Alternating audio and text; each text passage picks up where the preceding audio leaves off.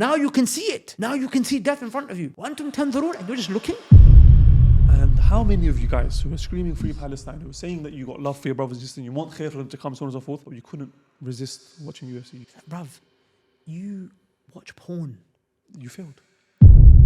I know it's haram, but I kind of do it anyway. So you don't have to go hell, bro. That's honestly your L. Maybe the reason why you're not in the test that they're in, because you wouldn't be able to handle it. So Muslims against the Romans. So 10, 20,000 Muslims against how many? 120,000. They sent a message to Umar, who was the Khalifa. He said, we need help. What did Umar do? He sent a message back saying, that is sick. Alhamdulillah, wassalatu wassalamu ala rasulillah, amma ba'd, assalamu alaikum wa rahmatullahi wa barakatuhu. Brothers and sisters, welcome back to Chai with my Bhai, where we help you excel in your deen and your dunya.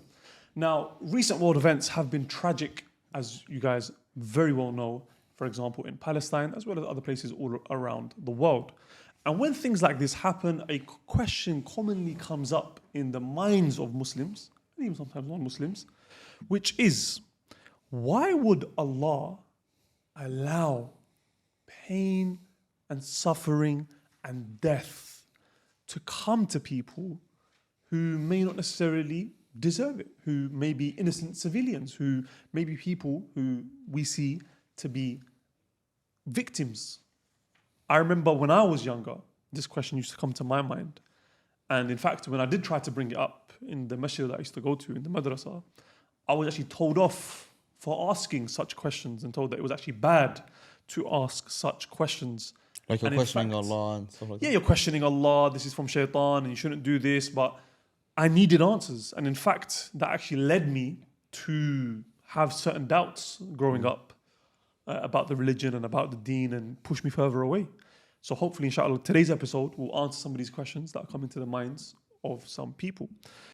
So the first question, since Allah is the most just, the most benevolent, the most merciful, then how, because this is a question that even some, what do you call guys that are against Islam, like speak school and that, or Orientalists?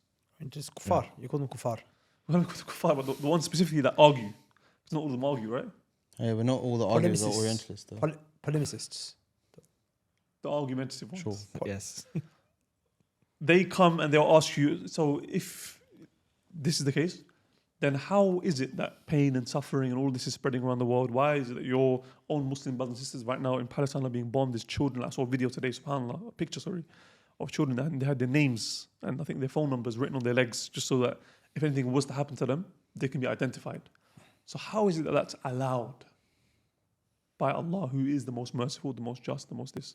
So Imran, I'm going to bring you in to answer the question. Alhamdulillah, wassalatu wassalamu ala rasulillah, amma ba'd. Rabbi shrah li sadri wa yassir li amri wahlul 'uqdatan min lisani yafqahu qawli. Assalamu alaikum wa rahmatullahi wa barakatuh. Wa alaikum assalam wa rahmatullahi wa barakatuh. So I'm going to answer this in two ways if I have the time to do so. I'm going to answer it organically through the Quran, and then I'm also going to summarize and give an answer that's a little bit more structured if we feel the need to do so. So I'm going to take you guys on a bit of a journey, okay? But before I answer that question, remember that before you receive the answer, you as a Muslim know that Allah is just. And Allah told us, إِنَّ اللَّهَ لَا يَظْلِمُ مِثْقَالَ ذَرَّةٍ. Allah Azza wa Jal doesn't oppress even an atom's weight. Allah said that I have made oppression haram on myself. I do not oppress in any way, shape, form. So if you don't understand the wisdom, that doesn't mean that there isn't a wisdom or a greater wisdom. But we'll let the Quran answer this question. So let's take us back to the story where Allah created mankind. And Allah Azza wa Jal created Adam. And when He told the angels He was going to create Adam, what did the angels say? أَتَجْعَلُ فِيهَا مَن يُفْسِدُ فِيهَا وَيَسْفِكُ الدِّمَاءَ. So are you going to place someone on the earth who's going to spill blood? وَيَسْفِكُ, he's going to spill blood and create corruption on the land? And what was Allah's response? أَعْلَمُ مَا لَا تَعْلَمُونَ. Allah said, I know and I have knowledge of that which you do not have knowledge of. So Allah Azza wa Jal created mankind knowing that bloodshed would take place. Okay, now we carry on and go to the next juz towards the end. Allah Azza wa Jal, when He talks about the fight that took place between Jalut and Talut. Talut was the king, and in his army was Dawood alayhi salam, and they fought against Goliath. David and Goliath, right? When Allah talks about how they defeated and David killed Goliath, Allah said, subhanahu wa ta'ala, that like that Allah Azza wa Jal, He, through these battles, okay, through this bloodshed that takes place. Allah said, Allah Azza wa Jal, had this not happened, وَلَوْلَا دَفْعُ اللَّهِ النَّاسَ بَعْضًا بِبَعْضٍ. Allah said, if these battles and this bloodshed didn't place, there would have been corruption on the earth. Allah said, these battles and this bloodshed that you're talking about, it needs to take place so that the corruption can be removed. وَاللَّهُ ذُو فَضْلٍ عَلَى الْعَالَمِينَ. And Allah is saying, and Allah is one who, He's what? He gives virtue to this world. Like Allah's taking care of this world. He's very merciful to this world. So a person will think, Kaif? How does bloodshed lead to the eradication of corruption? Is bloodshed not corruption?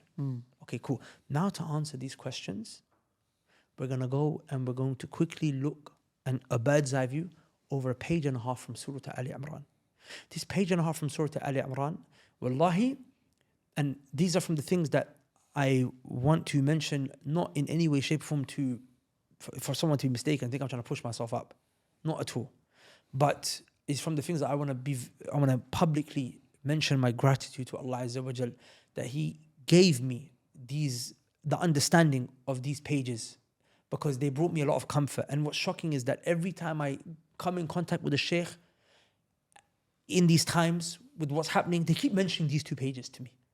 And we were in the masjid, one of the mashayikh that we study with here, and he led the salah, he read ayat from the surah too, and from these pages. And our sheikh in Egypt, Sheikh Khalid, one of the things he mentioned to me, said that in these days, because, mashallah, he's got a very beautiful voice, they've been calling into different places to lead salah. And he said, everywhere I go, I read these two pages. Every salah I've read, salah aloud, I read these pages for the people. He said, I gave a khutbah Friday, just now. He said, you know how I started with the khutbah? I just read these pages to the people because they understood. They understood. What are the pages? So the questions that are going through the minds and the hearts of the people, why is what's happening to Palestine happening? Allah answered it here. Allah subhanahu wa ta'ala said, وَلَا تَهِينُوا.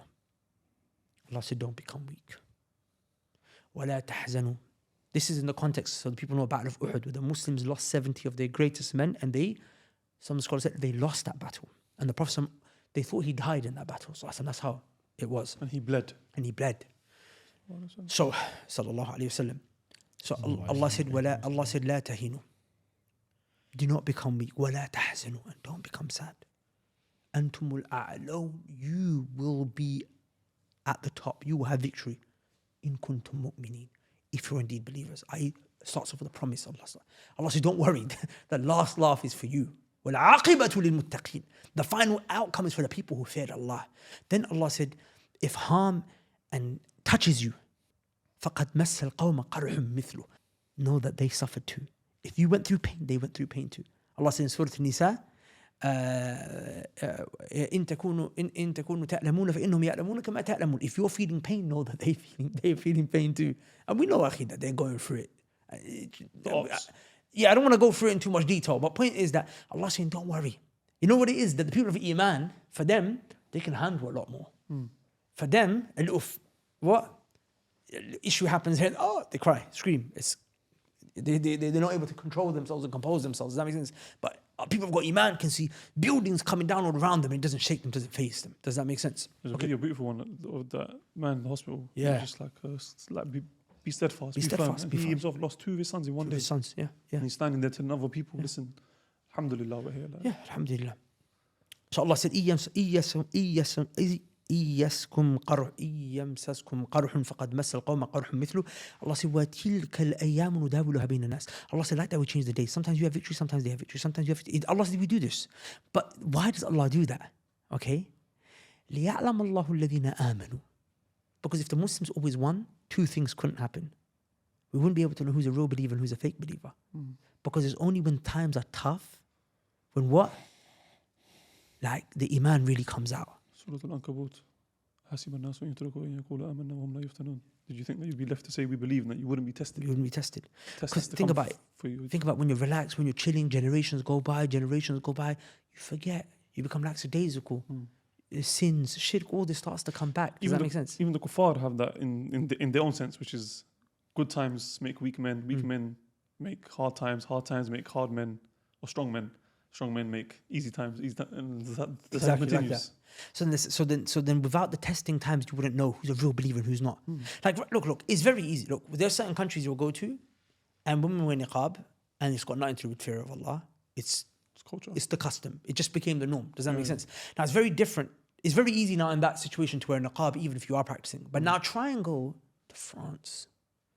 I mean, Allah reward the sisters who still hold on to it. To be honest, they should leave and maybe, ASAP. They should come to the land of the Muslims. But in that circumstance, okay, we get to know who's real now. Does that make sense?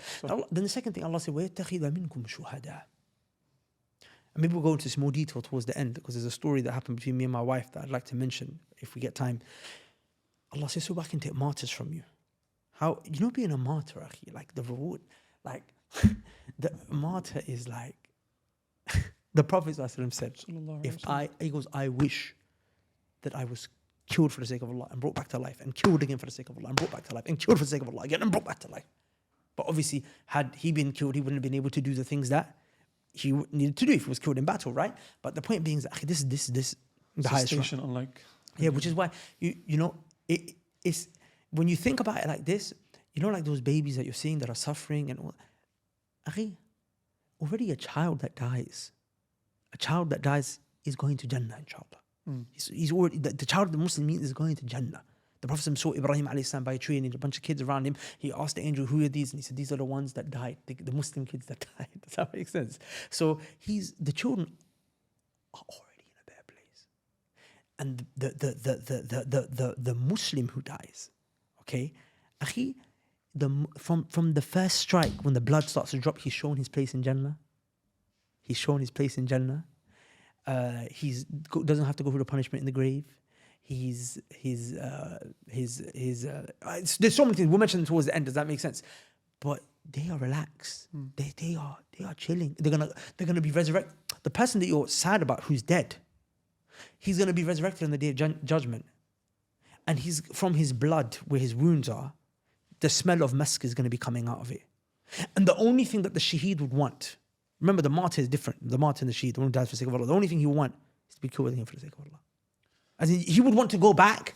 What we're so sad that they're going through, he would want to go back and experience that again, because of the honor that comes with that and the reward that comes with that. That's why Allah said, وَلَا تَحْسَبَنَّ الَّذِينَ قُتِلُوا فِي سَبِيلِ اللَّهِ أَمْوَاتًا. Look at this. Allah said, don't you dare think. Don't think. وَلَا تَحْسَبَنَّ. Don't you think that the ones who died for the sake of Allah are actually dead.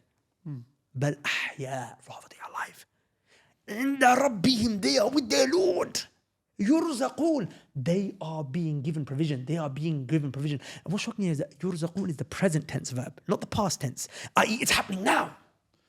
I feel like one thing that people get, this is where a lot of people go wrong in this issue, is that we just think about this life as the be-all and end-all. So it's like, how they got their life taken away from them. But we're not considering is this life is what, let's say, the average person lives 60 years. Bro, Jannah, Jahannam is permanent forever. Like this life, when you compare it to the afterlife, is like a drop, is like a second of time. Now, imagine, because we don't know what that child's future would have been. Someone could have ended up, as a terrible person, and a person from the people of the hellfire. A person could have ended up being a sinner, being a murderer, you don't know what that person's life would have been.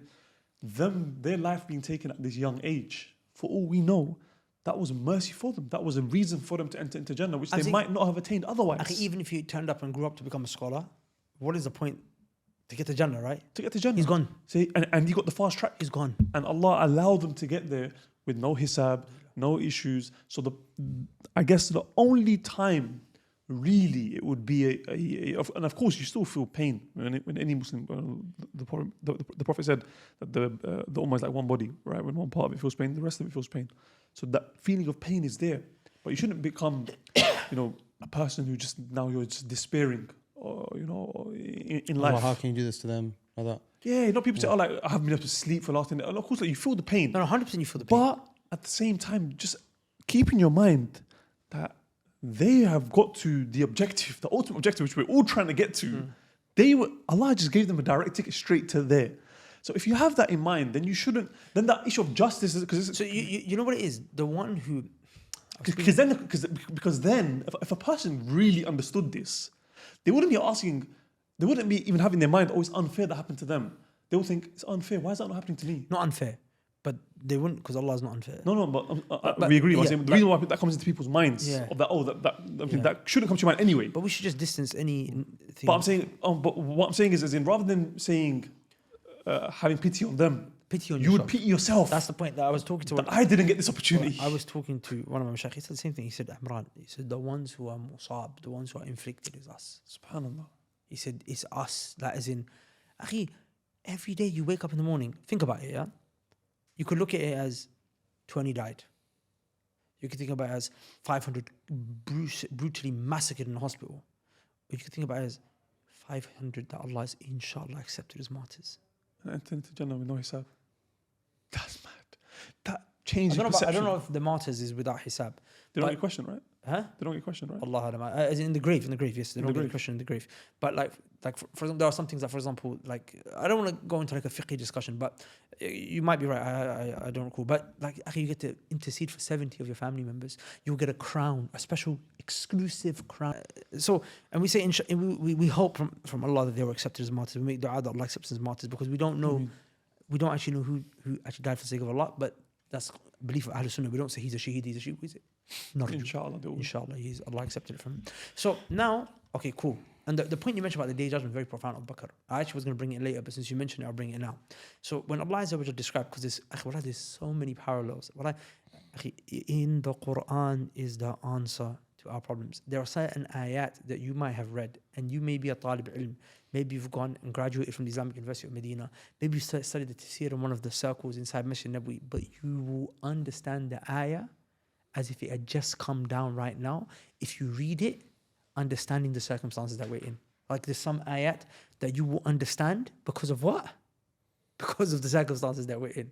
So the story of Jalut, David and Goliath, and many people, it's not just David and Goliath. Like Dawood was the one who slayed Goliath, but he was a soldier in the army of Talut, who was the Muslim king, who was the king of them, right? So basically, when they were going to fight the army of Talut, and Talut was this big, scary guy. He's got this massive army, and he's coming with this group of soldiers, yeah? And not only that, a massive part of the soldiers left. They were sent back because of something that happened, which I don't want to go into. فلما جاوزه هو الذين آمنوا معه قال هو الذي آمنوا هو الذي فلما جاوزه هو والذين آمنوا معه قالوا لا طاقتنا لليوم بجالوت وجنوده. When they walk past, and now he's got a very small army, he's got even a lesser army than what he started with. He's saying the believers from amongst them, these are people of khayr, people of iman. The soldiers that had iman, they were like, we don't have the strength and the ability to fight against Jalut. They started to get scared, started to get nervous, started to what? Shake. Allah said, the ones who responded to him, الَّذِينَ يَظُنُّونَ أَنَّهُمْ مُلَاقُوا رَبِّهِمْ وَأَنَّهُمْ إِلَيْهِ رَاجِعُونَ. There was another group. So there was 3 groups in the army of Talut. There was the ones that got sent back, and that was a massive amount, so the army is small now. Then there was the ones who were people of Iman, but they started to shake. Then there was the few. They were the ones Allah said they were certain that they were going to meet Allah. So they had 2 things. They had belief in Tawheed and belief in the Day of Judgment. They had the belief in Allah, the Tawheed, and they had the belief in the Day of Judgment. They said, كَم مِّن فِئَةٍ قَلِيلَةٍ غَلَبَتْ فِئَةً كَثِيرَةً بِإِذْنِ اللَّهِ. They said, and how many small, tiny groups overcame massive groups with Allah's permission, with Allah's aid. Does that make sense? So the scholars mentioned, and this is literally what Imam Sa'di even he mentions, that the people of Aqeedah, they are the ones who not only Allah gives them victory, but they're the ones who make the rest of the believers firm. The ones who remind them in this time. Because sometimes the believers start to shake. Sometimes the believers start to, what's going on? We're losing hope. The people who have aqeedah, the people who, may Allah make us from these people. Ameen. May Allah Azza wa Jalla grant us the tawfiq to be from people of aqeedah. And the people of tawheed and Day of Judgment. You find that the belief in the Day of Judgment is what gives you the tawfiq to deal with these calamities. That's why when you look at the videos that are coming in from Gaza, do those people obviously, I'm not talking about at the time when someone just finds out someone's dead. That's obviously a tragic time, and you can expect us to get emotional. But you know, when you just see the normal videos, do they look like a traumatized people? Do they look like a people who, you can start to smell bodies in Gaza now because of the decaying and the rotting of the bodies under the rubble. They've said like there's 4,000 dead. No, actually, there's about 10,000 dead because there's 6,000 or so that have been reported missing.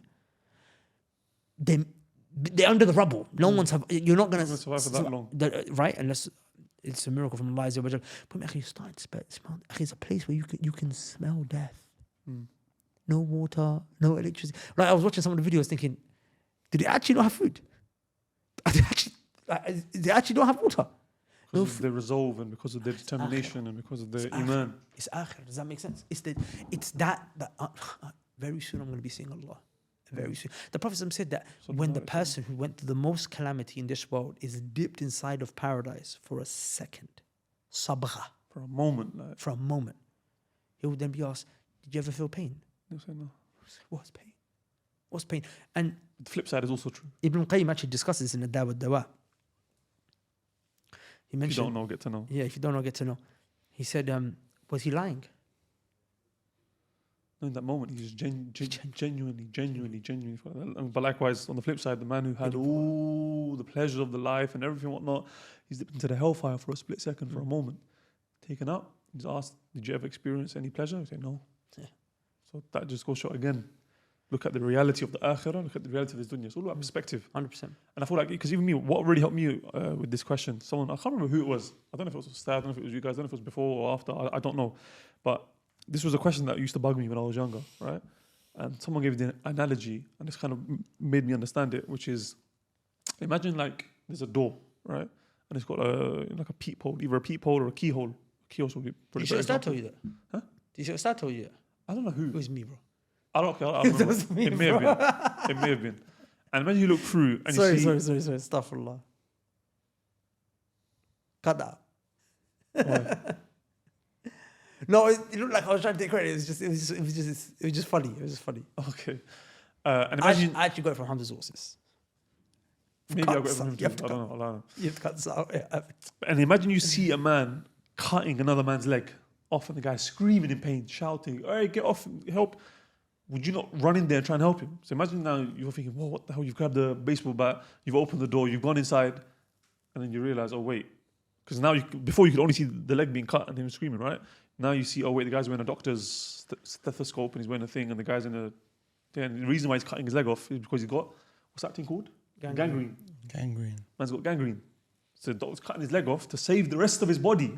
Then you're like, oh, my bad, doctor. I'm sorry for coming in, and you leave. And the guy might have been screaming, saying, help. Help me. You understand that you have to, right? So that same way, when we, as humans, with our limited knowledge, we only see through the keyhole one piece of the puzzle. And Allah has the entire picture.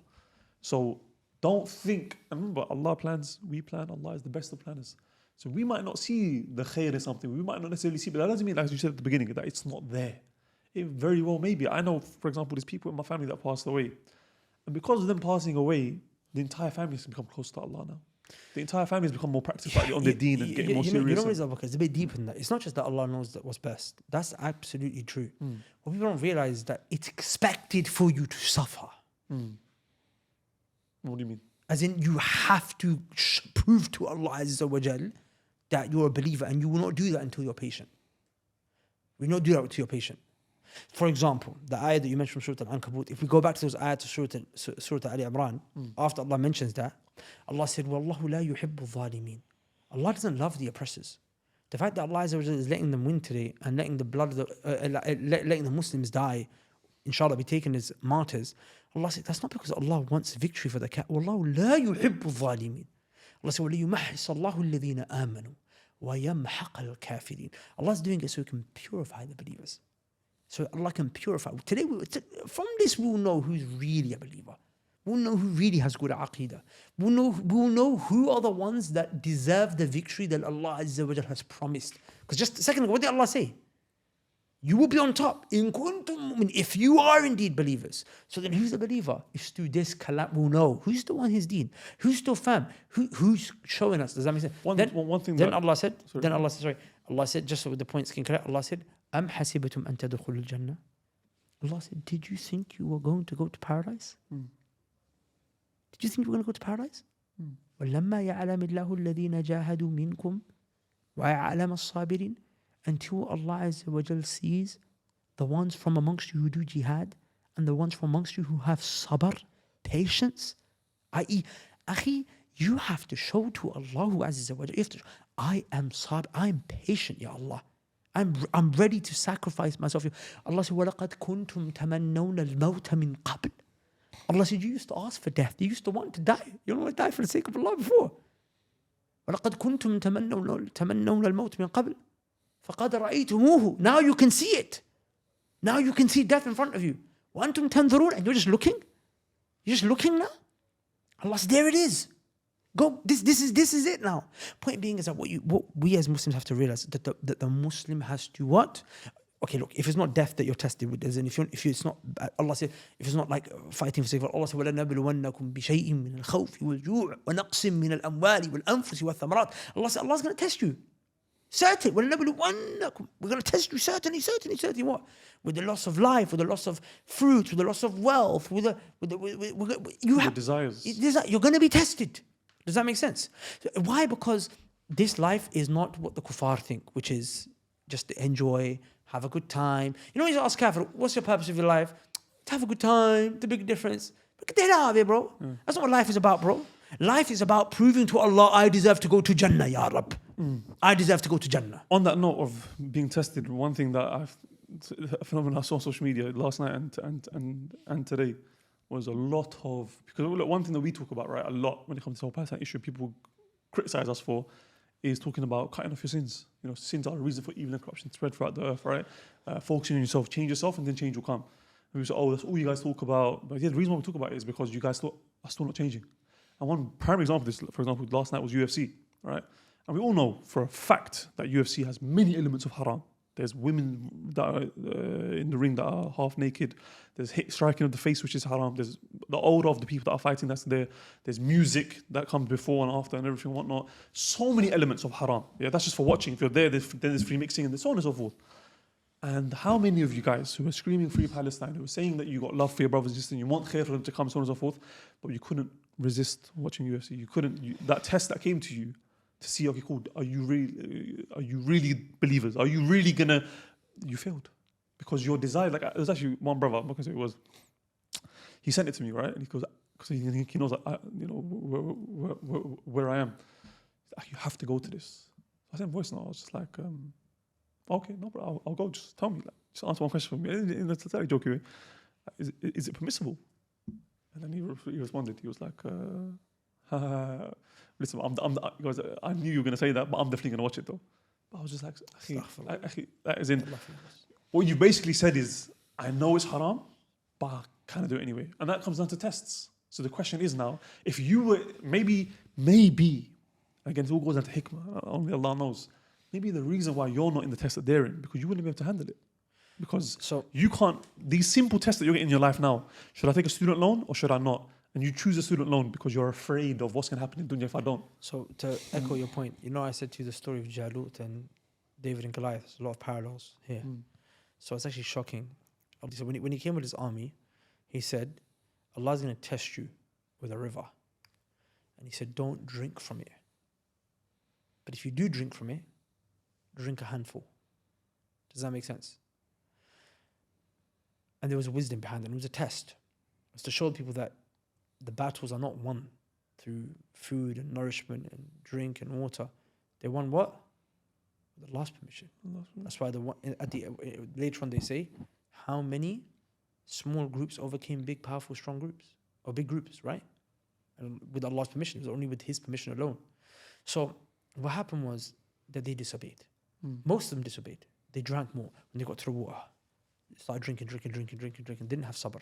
Does that make sense? Then there was those who drank a handful, and then there was those who didn't drink at all. The ones who drank a handful were allowed to. That was like the people who in the dunya don't do haram, they enjoy halal things. They enjoy nice cars, clothes, they enjoy the dunya, but they don't do haram. They do what's needed and whatever have you. Then there was those who didn't take it at all. those are the ones who, what? Didn't shake. The ones who took it, they're the ones who started shaking. Oh, wait, I don't think you have the strength. I'm not saying they were bad people, but they were not at the same level of the ones who didn't drink at all. Those people who just focused, talibul ilm, seeking knowledge, ibadah, worship of Allah Azza wa Jal, right? People who got aqeedah, tawheed. They're the ones who had to come and save the day with Allah's permission. No, don't worry, Allah will get us through this. They had to give them that strength. Then there was those who drank more. He said, فَلَيْسَ مِنِّي. The king said, you're not from me. Go back. I've got nothing to do with you now. The scholars mentioned, these are soldiers that are going to fight. And you're sending them back. The reason he sent them back because they didn't have taqwa. They didn't fear Allah. Victory doesn't come with numbers. It comes with Comes from piety. piety. Comes from fear of Allah. Because the victory only comes from Allah. Allah says, وَمَن نَصْرُ إِلَّا مِنْ عِنْدِ اللَّهِ الْعَزِيزِ الْحَكِيمِ. Allah said, and the victory does not come except from Allah. It doesn't come except from Allah.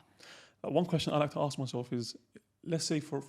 So the point I just want to drive home there, sorry, is that, so then don't, again, for all of those people that are always just talking about, let's go in, let's do this, let's do that, let's scrap, let's fight, let's get involved.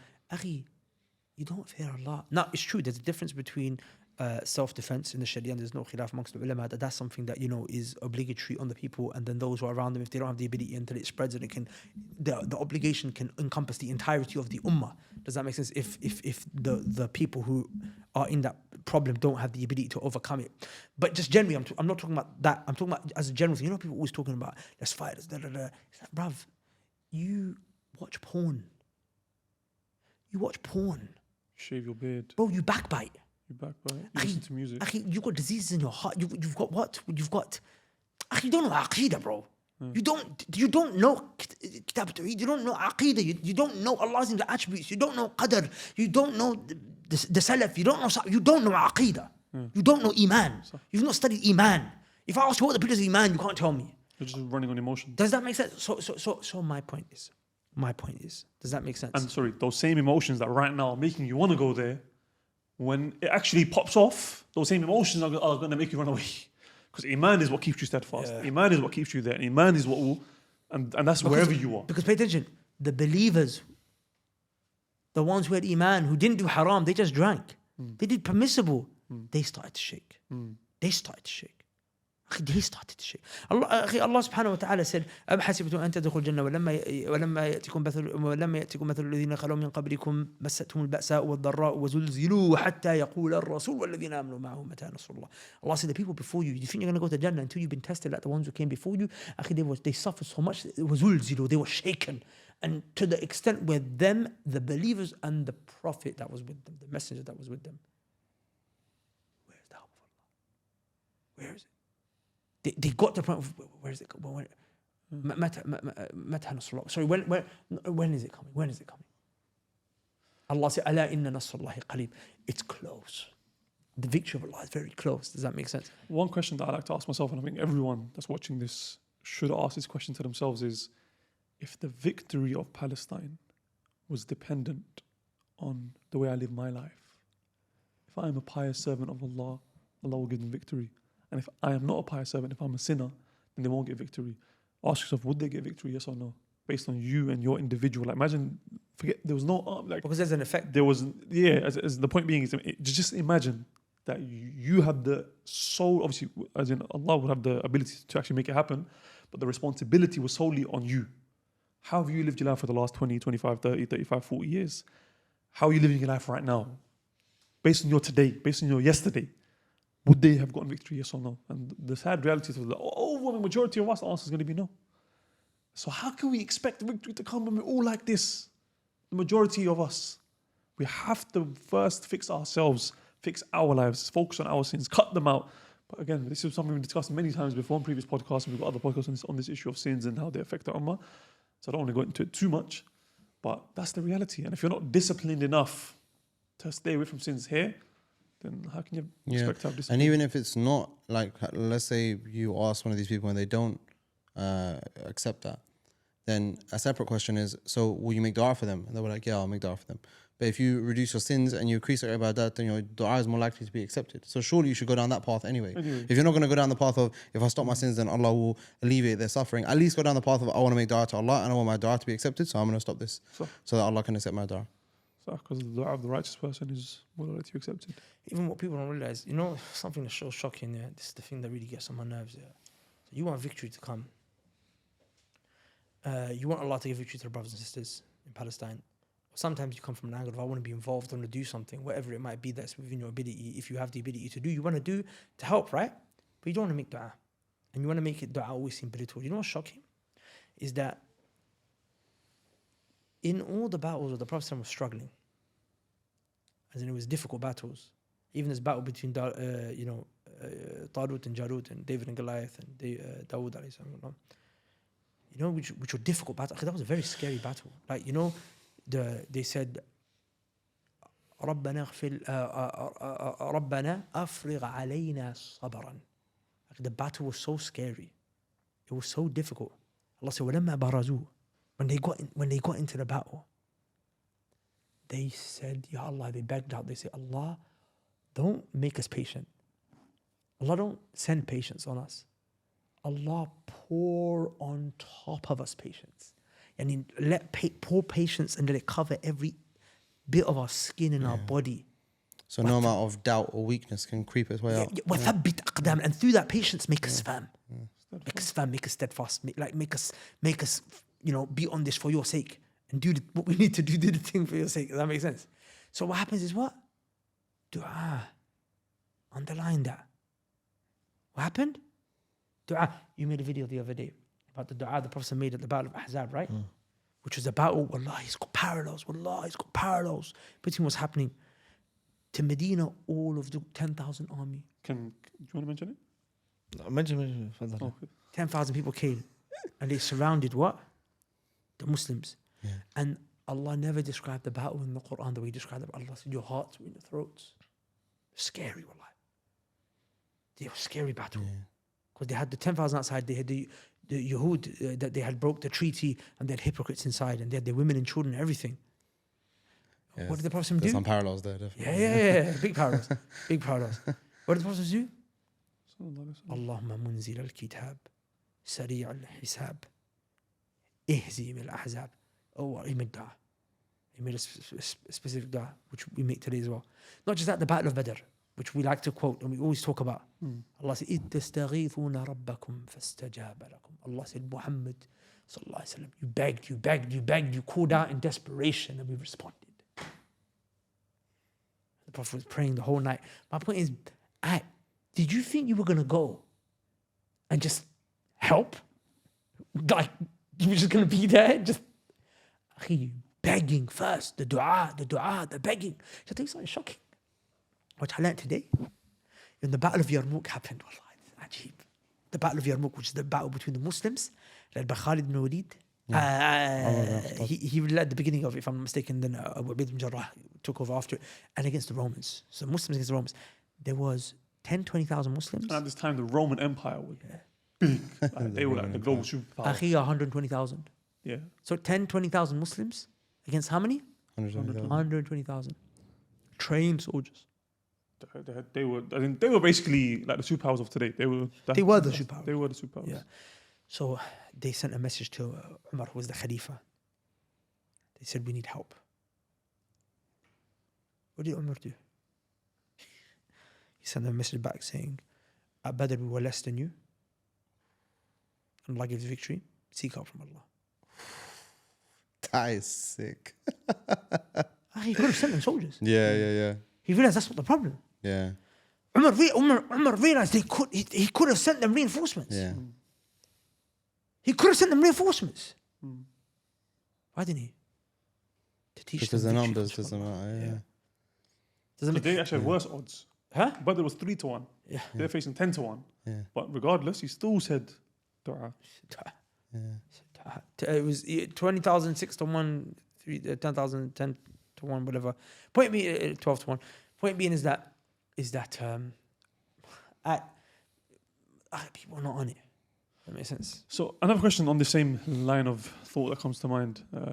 Put it on to Saad, inshallah, if you can answer it. which is, how do we know if something, when a calamity or suffering or pain is spreading, how can one know or have an indication, is this a test or is this a punishment? Like what differentiates between a test and a punishment? So one of the things that some of the scholars they mention is that the way to differentiate between a test or a punishment from Allah subhanahu wa ta'ala is based upon whether something brings you closer, whether the affliction that comes to you, whether it brings you closer to Allah, or whether you become distant from Allah. So if a person is tested with something, affliction comes to you, and through that affliction, you acquire patience, you turn back to Allah, you start making dua, you increase your ibadat, you change, you turn in the direction of Allah tabarak ta'ala, and then eventually the musibah goes away, the affliction goes away. That was a test.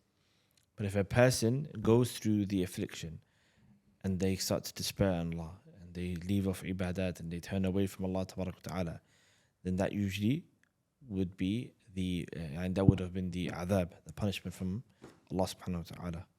That's actually really profound, because again, going back to what we said about the videos that we've been seeing of people and how they're showing patience and they're encouraging other people to come closer to Allah and so on and so forth, it's a sign that inshallah, for them it's a test.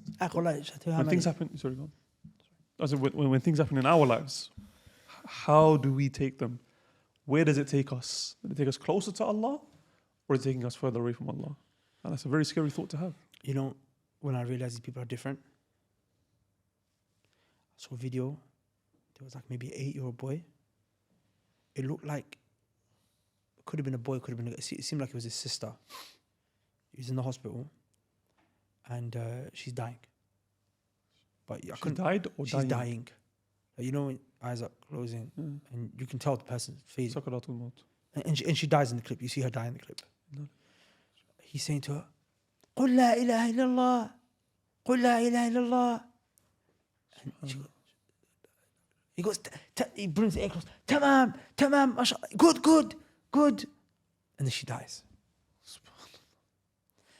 To me, what the volumes, who has the sense nowadays to even remind people to say la ilaha illallah when they're dying? Let alone a kid. Let alone knowing my sibling here is dying. It could have just been a random string, but the point is to know that this 8-year-old, someone's dying in front of me. But I have to take shahada from them. I have to take it. Realistically, think about it. The 8-year-olds that we know here in the West, how many of them would even come to their mind, that situation? They would have, started vlogging it or started taking that phone. Like, as in, the mindsets are just so far apart. Like it's just two different worlds almost completely. And in fact, one thing that also brings, relief to the heart is knowing that being tested is a sign that Allah loves you. Like some of the Salaf would actually become worried when there were no tests in their life. They wouldn't ask to be afflicted, because you shouldn't ask for hardship. But when it used to come, it would bring them relief that, alhamdulillah, like Allah's testing me. And when there was no affliction, they used to get worried. Does this mean Allah doesn't love me? And the more someone was afflicted, the more they would say that this person is loved by Allah. The Prophet said, "Man yurid Allahu bi khayran yusib minhu." Allah said, the Prophet sallallahu alaihi wasallam said, if Allah wants good for someone, He inflicts him with calamity. Another hadith, the Prophet said, because in the calamity, this is something my mum always mentions as well. It's like, when there's times of good, and then something bad was to happen, anything, like even if it's like when I had my accident, for example, my motorbike accident, I remember clearly my mum saying to me, I stopped making, because I stopped making dua, not stopped making dua, but I reduced in my dua. Like when there were times of hardship, make dua all the time, every time, as hard as possible, whatnot.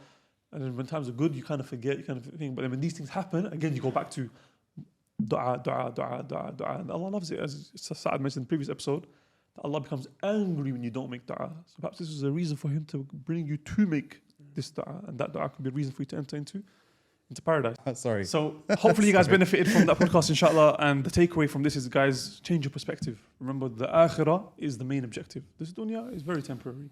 Once you change your perspective, everything else will change. In fact, that's what the ops are trying to do. They're trying to make themselves the victims by changing the perspective. So don't use that same technique against them, inshallah. They're not on it. Next episode, you're going to learn how they're not on to your it. positivity. They're not on it. With that said, inshallah, we'll see you on the next episode of Chai with my Bhai. Subhanakallahumma wa bihamdika ashhadu an la ilaha illa anta astaghfiruka wa atubu ilayk.